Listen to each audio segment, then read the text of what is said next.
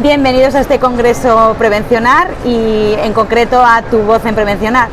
Hoy vamos a explorar uno de los pilares fundamentales de la seguridad, salud y bienestar laboral. En concreto vamos a hablar de salud mental, de la evaluación de riesgos psicosociales, ¿no? Y para abordar este tipo de riesgos de manera efectiva, vamos a traer aquí a este espacio a Diego García Camón, que es el director de Psicopreven, que yo quiero saber cuáles son los riesgos psicosociales más comunes a los que nos enfrentamos los trabajadores, ¿no? En la actualidad está tan cambiante con este entorno tan variable, ¿no? A ver, los riesgos psicosociales esencialmente sería estrés, violencia y fatiga, ¿no?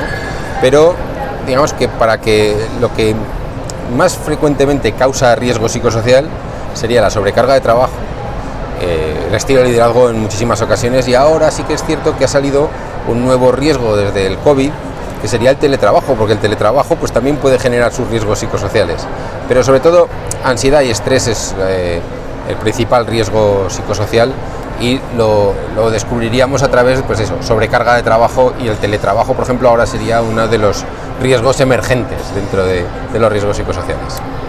A ver, nos ha traído cosas buenas esta evolución hacia el teletrabajo, otras menos buenas como es el tecnoestrés, y todas ellas que se han de evaluar como riesgo psicosocial.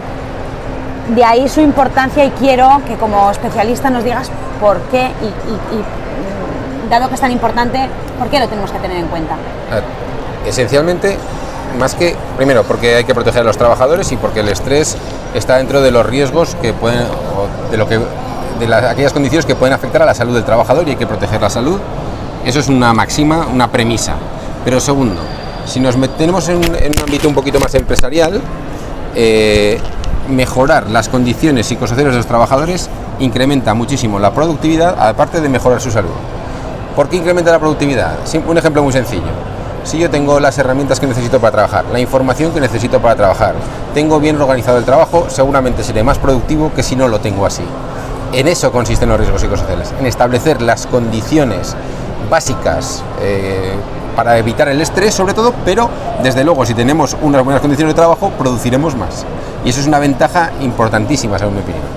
En estado de teletrabajo, muchos de nosotros que estuvimos en casa, se han evaluado estos riesgos, se han tenido datos, ¿no?, de cómo afectaba ese tipo de tecnoestrés o ese tipo de tecnoansiedad o todas esas ramificaciones.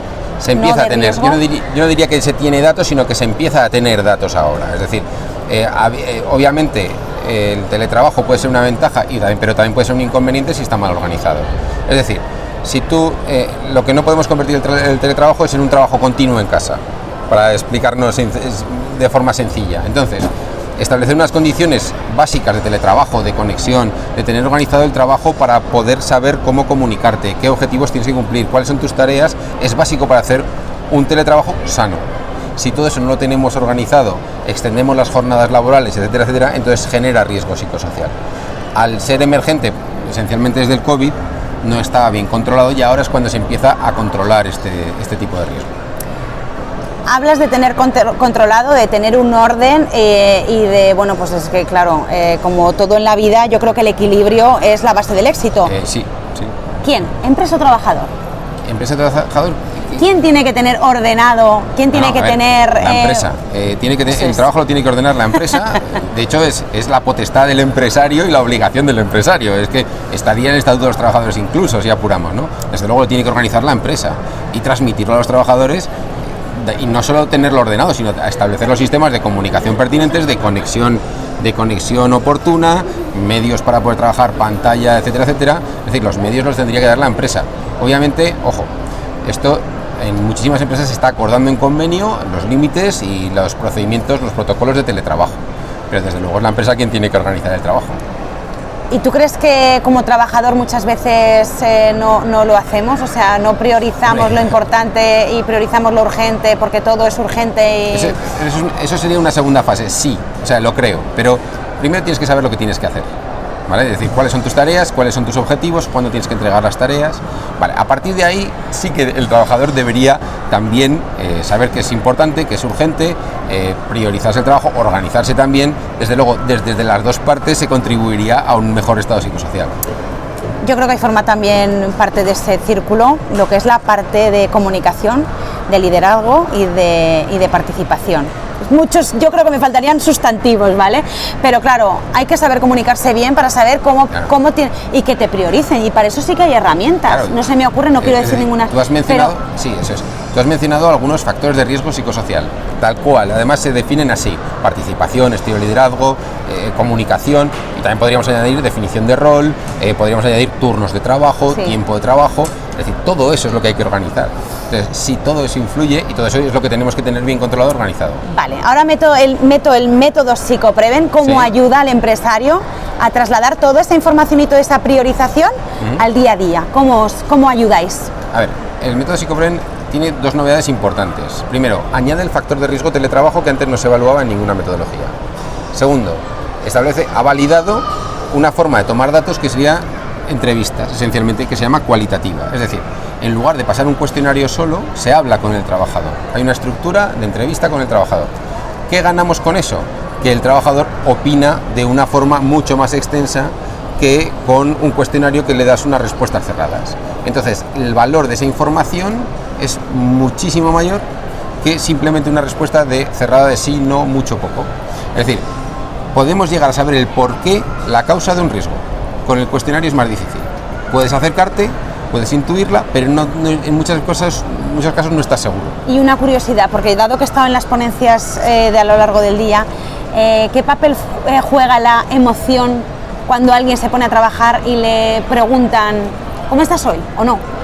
A ver, eso influye mucho en el rendimiento. Eso te he pillado, que si esto ha sido aquí... A ver, el papel de la emoción influye mucho en el rendimiento, es decir, y podría acelerar consecuencias para la salud, pero digamos que no estaría en el origen del riesgo, esencialmente. Es decir, al final tú tienes un origen de riesgo que es una organización del trabajo, por organizarlo bien, ¿no? por estructurarlo, pero a partir de ahí también tendríamos que ver cómo lo ve el trabajador, y hay trabajadores que lo ven de una forma, lo perciben de una forma o de otra.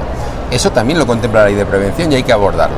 Entonces, tú te has metido ya en una segunda fase, hemos dado un paso más, ¿vale? Entonces, es más, según los reconocimientos médicos, según Vigilancia de la Salud, se debería de establecer un protocolo para psicosocial en el reconocimiento médico que determinará si hay una especial sensibilidad, una limitación, etcétera, etcétera. Y a ti bueno, tú porque eres autónomo, los autónomos vais con capa, ¿vale? Sí. Yo en mi caso, que he pasado el reconocimiento hace poco, no me han preguntado ¿qué tal estás para trabajar? No, ni me lo preguntarán, porque imagínate que la respuesta es estoy fatal, no tengo ganas de trabajar, no puedo trabajar, me pesa. ¿Crees que me libraría ese día? No, a ver, no sé de qué te librarías exactamente. Te lo pueden preguntar, no te lo pueden preguntar, esto depende un poquito del médico o del servicio médico, y de hecho está en su potestad cómo preguntar en la anamnesis, pero desde luego yo creo que debería preguntarlo y debería de afectar. Otra cosa es librarte, ya no sé de qué. Ya. Bueno, pero que te lo pregunto aposta, porque muchos dirán, bueno, ¿lo tengo en cuenta? No lo tengo en cuenta. Si lo tengo en cuenta, ¿qué varía? Pero información, hecho, al final son datos, hay un punto que habría que añadir, es relacionarlo con enfermedades profesionales, que creo que sería un punto importante a tocar. Es decir, ¿hay alguna enfermedad en el listado de enfermedades profesionales relacionadas con psicosociales? Dejo ahí la pregunta, pero convendría igual tener alguna.